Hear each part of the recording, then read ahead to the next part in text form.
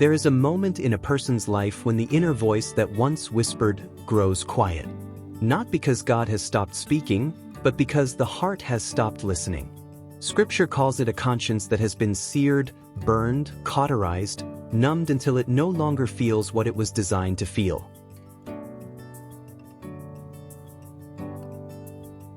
A seared conscience doesn't happen in a single moment. It happens in steps.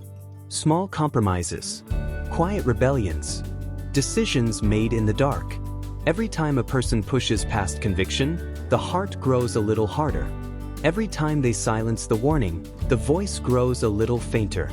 And eventually, the alarm that once shook them no longer moves them at all. This is not the absence of conscience. It is the death of sensitivity. Like skin burned until it loses feeling, the conscience becomes unresponsive.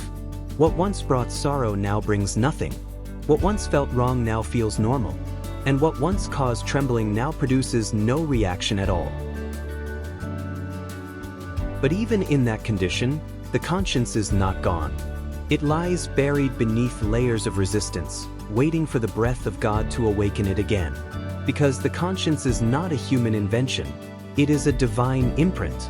And what God has placed within a person cannot be erased, only suppressed. A seared conscience is dangerous because it removes the internal brakes. It allows a person to walk deeper into darkness without feeling the weight of it. It makes sin seem harmless. It makes deception seem reasonable. It makes rebellion feel justified.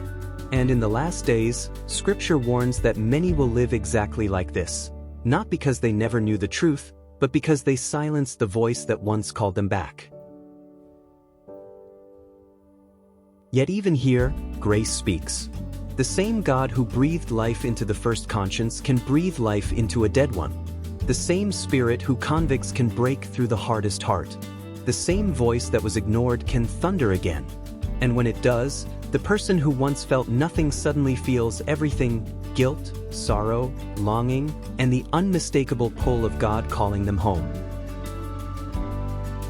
A seared conscience is not the end.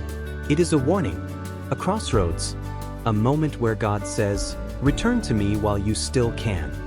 Because the conscience is not your enemy, it is your witness. It is the inner echo of the God who made you. And when it awakens, it is proof that mercy is still reaching for you. If these teachings have stirred something in you, or opened your eyes in a fresh way, I want to invite you to stay connected.